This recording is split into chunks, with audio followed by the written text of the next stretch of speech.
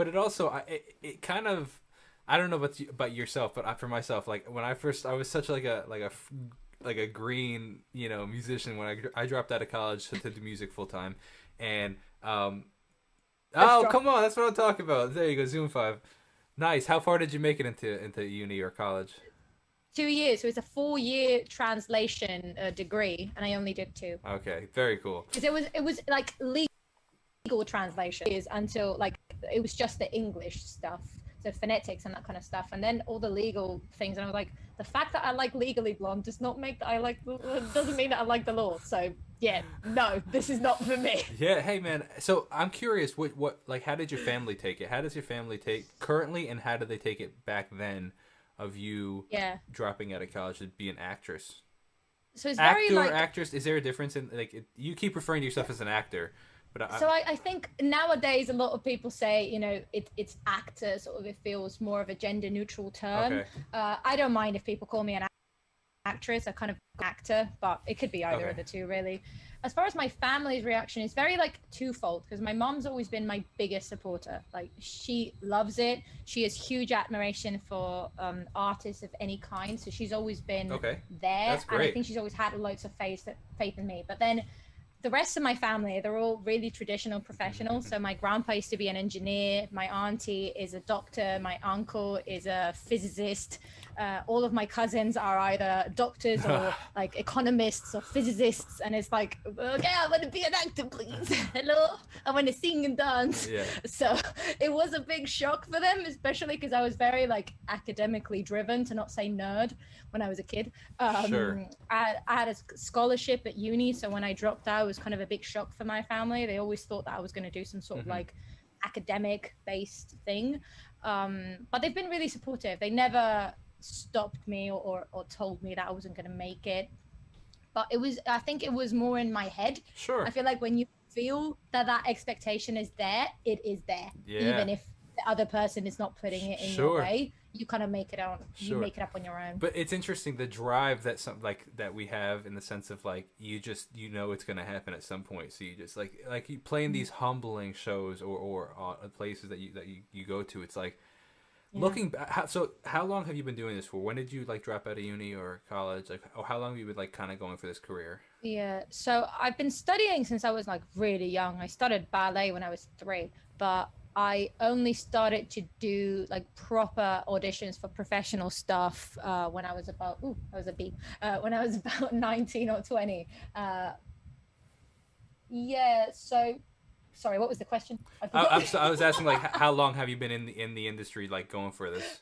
Yeah, so since I was 20, so I guess about 7 years. But Okay. I think the fact that I moved here, it kind of really sped it up for me. Before I moved to the UK, I worked for 2 years for a theatre company. It was educational theatre. So we did plays for kids and that kind of stuff. And that was really good experience because we toured all around Latin America. Mm. It was Well, really cool. It was kind of like an established cast, but again, it was shows for kids, so everything was kind of made within that kind of sphere. It wasn't open to the general public, yeah.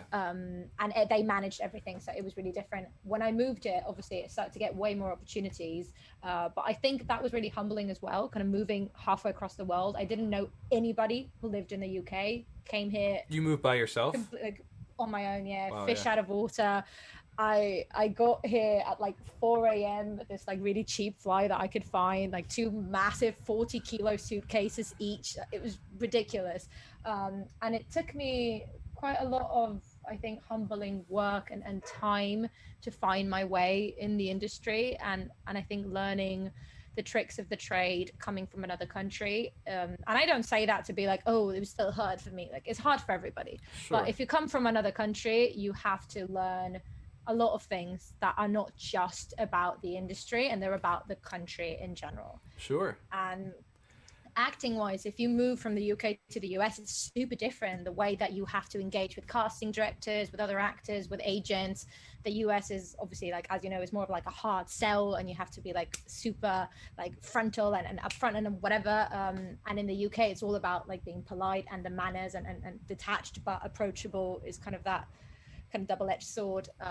And for me, you know, I'm from Latin America. I'm more about like, hey, how you doing? Hug and kiss and whatever. Like I don't really have that filter, so I had to acquire that. No, that's so fascinating. And like I was saying, so part of the reason I was asking how long you've been in the industry for is because, like, once you've been in it for a while, like you said, you do these grind. So I want to compliment you and say I appreciate and relate to the grind that you've had. Like it sucks and it's funny. It's like looking back though, 7 years ago. It's actually pretty similar because I dropped out of college 7 years ago. Looking back, it's like, oh my gosh, I can't believe I did that stuff. Like it's so there was like these gigs that I used to play. Like I'm like, oh my, no one. Yeah, and like I'm like, oh my gosh, I'd never want to do that again. But you did it because like, and like I'm sure like 7 years from now we'll both look back and be like, oh my gosh, I can't believe I used to do that. Not I believe I did but not that, even in the sense of like, oh, like it was like dumb. It's just like it's so humbling. Oh, there's your cat. There you go. You wanna come say hi? Come here. Hello, bunny. She's already used to it, but she doesn't really like it. Put that one in the thumbnail. You don't want to be here, do you? Okay. All right. There she was. 1 second of hold. Hey, there you go. But it's like not even like that they're bad experiences. It's just like they're so humbling sometimes that it's like, oh my gosh, I can't believe I had to endure that kind of thing. You know what I mean? I think you do kind of learn a lot, like you said, from like of your craft. I think when you don't have the pressure of this is being seen by thousands of people. Yeah, sure.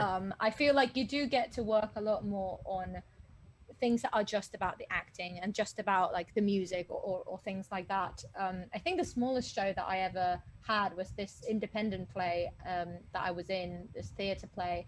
I think there were about 15 people in that audience, not more than that. And that day I'd been to like this pool party at my friend's house. It was like middle of summer. I don't know what happened with the water. It got in my ear and left me deaf, like absolutely deaf. I couldn't hear a thing from like, it was like a tiny buzz. So I went to do the show because I didn't have time to go to the hospital to get it fixed. I couldn't hear anything. I was like, how on earth am I going to like perform this 1 hour long play where I was the lead character? I can't even hear what they're telling me to know that my line is coming. So I had this like, this role was kind of, it was this couple that was the main character. So it was me and this other guy. So I told him what was happening. And I was like, you need to stand really close to me. I don't care what the director said about the blocking of the scene. You stand next to me all the time. You just like pinch me in the back whenever my line is coming. So I'll speak. I did the whole show without being able to hear. I feel like that wouldn't happen in a professional like environment. You would have someone to go in for you. Of course. But so I think being able to do that kind of thing, you know, having to power through a bad moment, having like a bad sound check, something happens and you have to power through. Absolutely. And like you could tell the green musicians from the people that have played like all these like whack gigs, you know what I mean? Like because you know it's like when you break a string on stage, you're not like freaking out. I mean, like I played with less strings than I have right now. You know what I mean? Like it's like I played with 3 strings. You know what I mean? Like you just have all these experiences, or like the feedback and like all this stuff. It's like God, I've played for kids. There is not a harsher audience than kids. Oh my God, we were at a show once and we had this kid stand up and say, "Boo! This is the worst thing I've ever seen in my life." He was like 7. Like, how many shows have you actually seen? Yeah, for real, exactly.